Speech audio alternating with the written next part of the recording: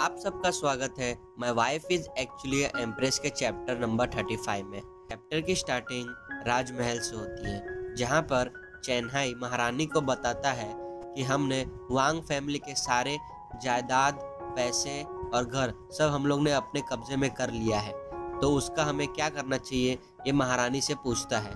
तभी महारानी की नज़र एक तकिए पे पड़ती है और सोचती है कि आजकल ली को बहुत कम नींद आ रहा है, लगता है तकिए बदलने का समय आ गया है।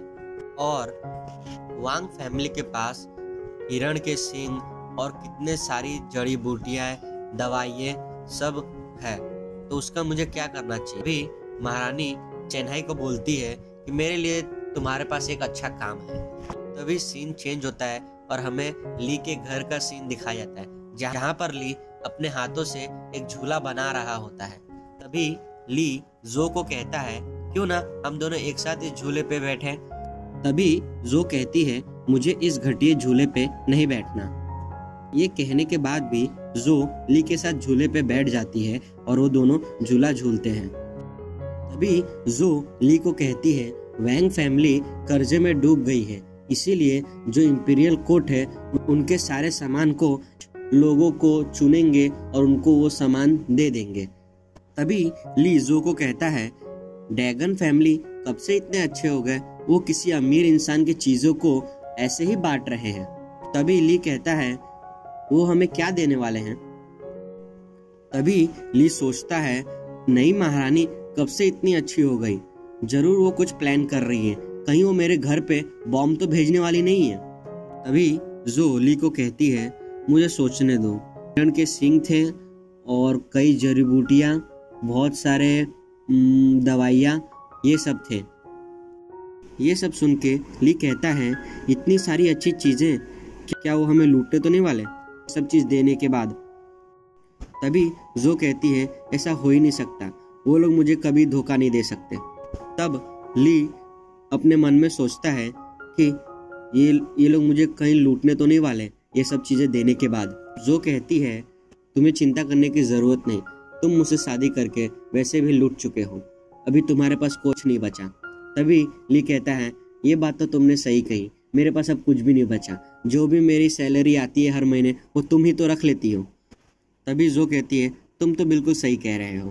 तभी ली के दरवाजे पे कोई खटखटाता है और ली कहता है वो लोग बहुत जल्दी आ गए, जैसे हमारी बात खत्म हुई वैसे ही आ गए। लेकिन ये लोग कितने बेकार हैं, ये लोग एक्सप्रेस डिलीवरी नहीं करते, अगर एक्सप्रेस डिलीवरी करते तो कितना अच्छा होता।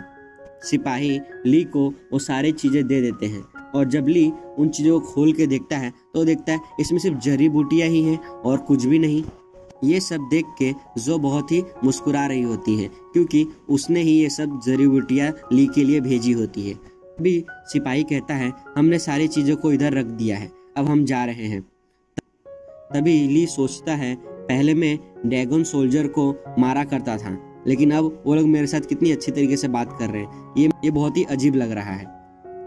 ये सब चेन्नई दूर से देख रहा होता है और कहता है महारानी ने जो हमें करने को कहा था वो पूरा हुआ, लेकिन जो लड़का है वो पिछली बार भी महारानी के साथ दिखा था, क्या वो महारानी का रिश्तेदार है? अगर महारानी का रिश्तेदार है तो इतनी सारी चीजें उसके पास भेजना कोई अजीब बात नहीं, लेकिन वो लड़का महारानी के साथ कुछ ज्यादा ही करीब है।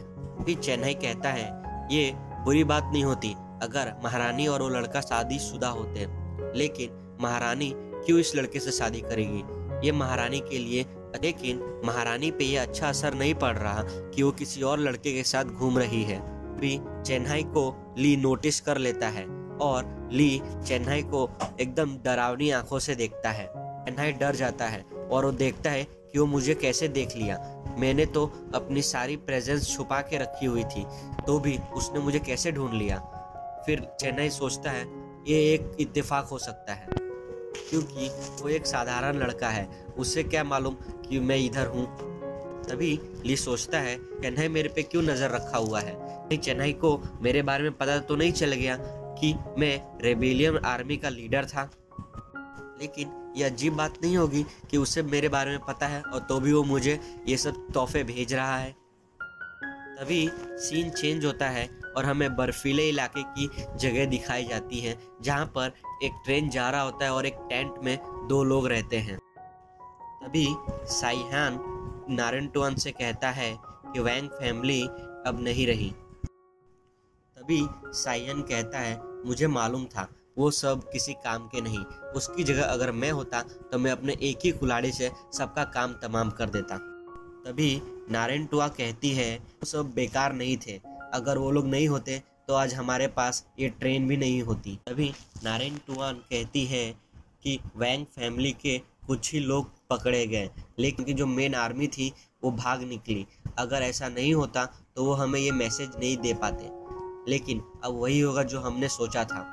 अब वैंग फैमिली के लिए हम दोनों बहुत ही अहम हिस्सा बन गए हैं। साइहान नारुतो को कहता है, आप कितनी शातिर हो।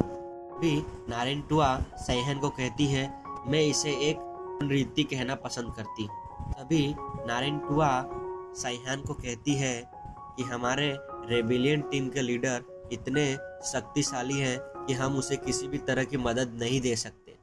वो मार्शल आर्ट्स में भी सबसे माहिर है, हम लोग सिर्फ उसे अपनी रणनीति से ही उसकी मदद कर सकते हैं और किसी भी तरीके से नहीं। तभी साइहान नारुतो को कहता है, मुझे तो सिर्फ उससे लड़ना है, मुझे लगता है कि ताकत के मामले में हम उससे ज़्यादा ताकतवर नहीं होगा। तभी साइहान नारुतो को कहता है, मैं उसे अगर मार दूं तो तुम गुस्सा तो नहीं होगी। तभी नारुतो साइहान को कहती है, तुम उसे मार दोगे, कोई बात नहीं, तुम्हें उसकी चिंता करने की जरूरत नहीं, तुम उसे मारो या कुछ भी करो, मैं तुमसे गुस्सा नहीं होने वाली, अगर तुम उसे मार सको तो। तभी साइहान कहता है, मुझे ज्यादा कुछ नहीं करना, जैसे ही मैं उसे देखूंगा तभी मैं अपनी कुल्हाड़ी उसकी तरफ फेंक दूंगा, तब देखते हैं वो मरता है या नहीं। तभी साइहान नारुतो को कहता है, हमारे पास कितना दिन है अपने प्लान को कामयाब करने के लिए। तभी नारुतो कहती है, सिर्फ 20 दिन है अपने पास। तभी नारुतो वहाँ से चली जाती है और कहती है कि हम लोग 20 दिन में मिलेंगे। नारुतो सोचती है, क्या उसकी पर्सनालिटी अभी भी वैसी की वैसी है, क्या वो अभी भी अकेला रहता है, जिस बादल को मैं देख रही हूँ क्या वो भी उस बादल को ही देख रहा है। नारुतो मुस्कुराते हुए सोचती है किसी और के साथ कैसे रह सकता है, क्योंकि वो इतना ताकतवर और इतना अकेला रहता है कि उसके साथ कोई और रह ही नहीं सकता सिवाय मेरे। इसी के साथ चैप्टर 35 इधर अब ख़त्म होता है। अब हम अगली बार मिलेंगे चैप्टर 36 में। जाने से पहले चैनल को सब्सक्राइब करना मत भूलना और बेल आइकन को दबा देना।